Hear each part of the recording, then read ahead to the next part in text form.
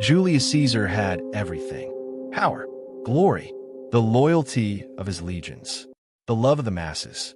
And yet, on the Ides of March in 44 BCE, he lay bleeding at the foot of a statue in the Roman Senate, stabbed 23 times by men who once called him friend. So what really happened? Why would Rome turn on its most successful general? And more importantly, was Caesar a tyrant who deserved to fall? Or was he the victim of fear and envy? Today, we're diving deep into the political drama, betrayal, ambition, and paranoia that led to one of the most famous assassinations in history. And if you enjoy deep, cinematic breakdowns of history's biggest turning points, make sure you're subscribed and turn on notifications so you don't miss what's coming next. To understand why Caesar was assassinated, we have to understand Rome. Not the Rome of emperors and marble palaces, but the Roman Republic. For nearly 500 years before Caesar's death, Rome was governed not by kings, but by elected officials.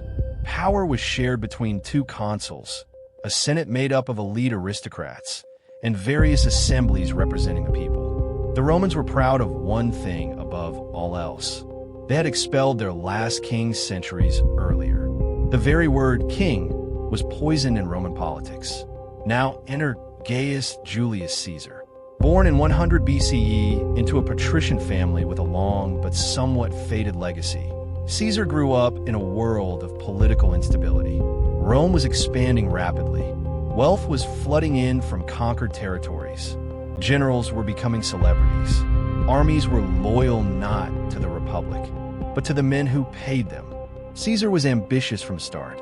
He aligned himself with the populares, a political faction that claimed to represent the common people against the conservative elite known as the Optimates.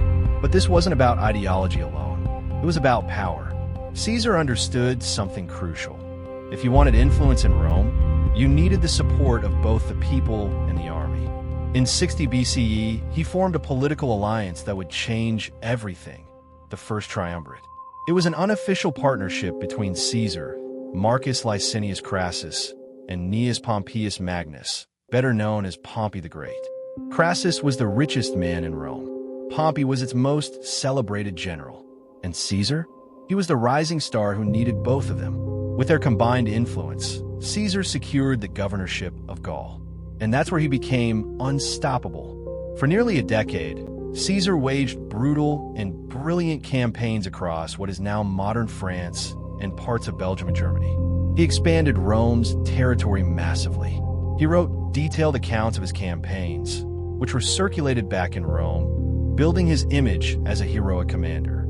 His soldiers adored him. They were loyal to him personally, not to the Senate, not to the Republic, to Caesar. And that's when the fear began. Because while Caesar was conquering Gaul, the political situation in Rome was deteriorating. Crassus died in battle in 53 BCE. The triumvirate fractured. Pompey drifted toward the Senate, aligning himself with the conservative elite. And suddenly, Caesar was no longer a partner. He was a threat.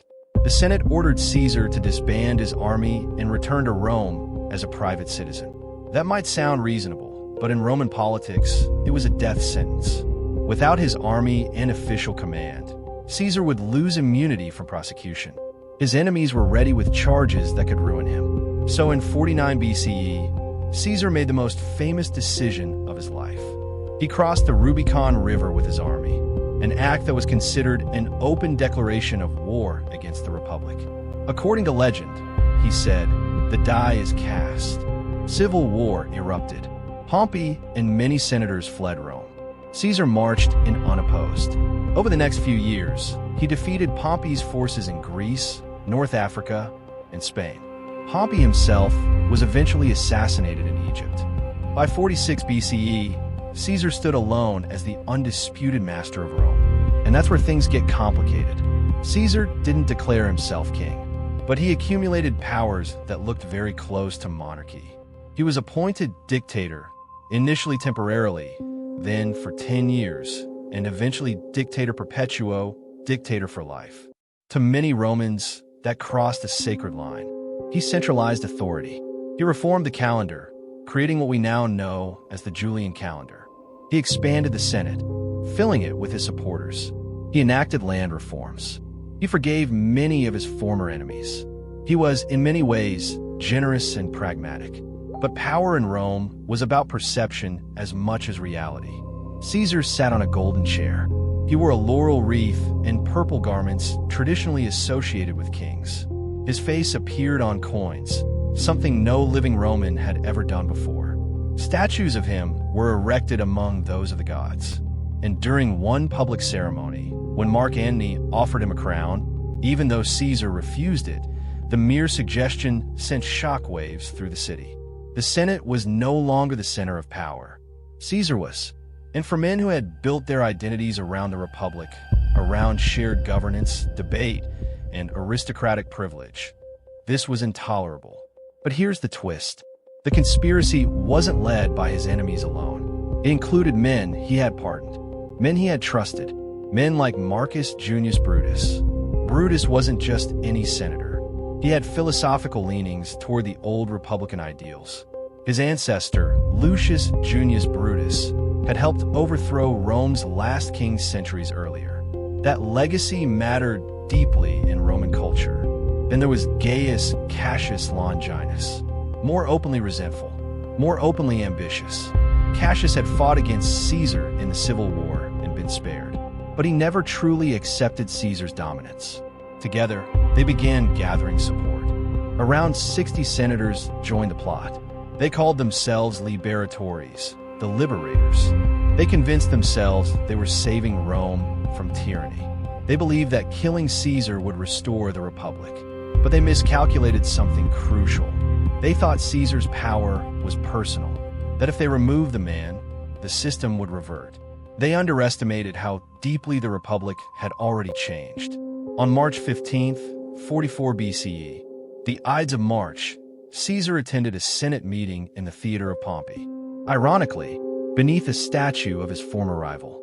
As he took his seat, the conspirators surrounded him under the pretense of presenting a petition. One grabbed his toga. Another struck the first blow. Caesar resisted briefly, but once he saw Brutus among them, according to tradition, he stopped fighting. 23 stab wounds later, he collapsed. The assassins believed they had saved Rome. Instead, they plunged it into chaos. Before we continue into what happened after, and why the assassination ultimately failed in its goal, if you're still watching, comment Ides of March below. It helps the channel more than you think, and I read as many comments as I can. Now let's talk about the aftermath, because this is where the real tragedy unfolds. The conspirators expected applause. They expected the people to celebrate the fall of a tyrant. They got silence. Caesar had been popular with the masses. He had provided public games, food distributions, debt reforms.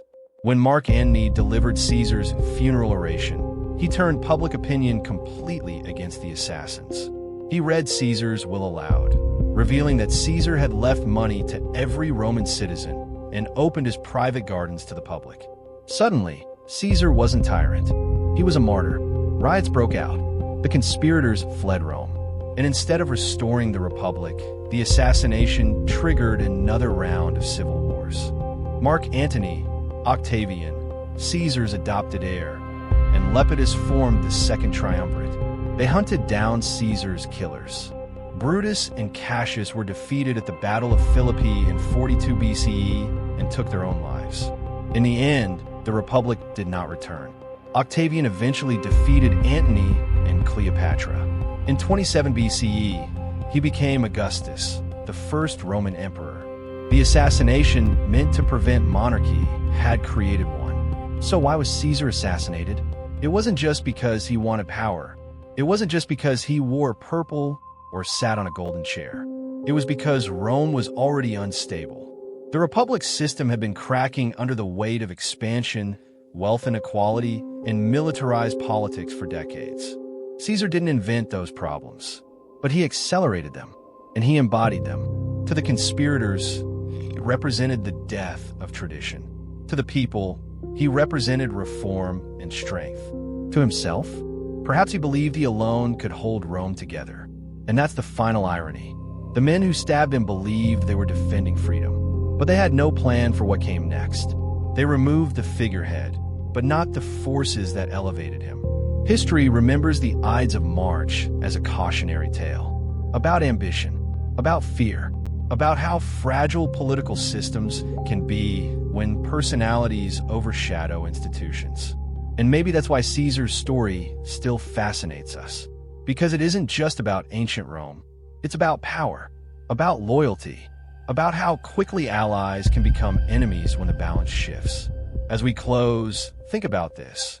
If you were a senator in 44 BCE, would you have joined the conspirators? Or would you have stood by Caesar? Let me know below. And if you want more deep dives into the real stories behind history's most dramatic moments, make sure you subscribe and share this video with someone who loves untold history.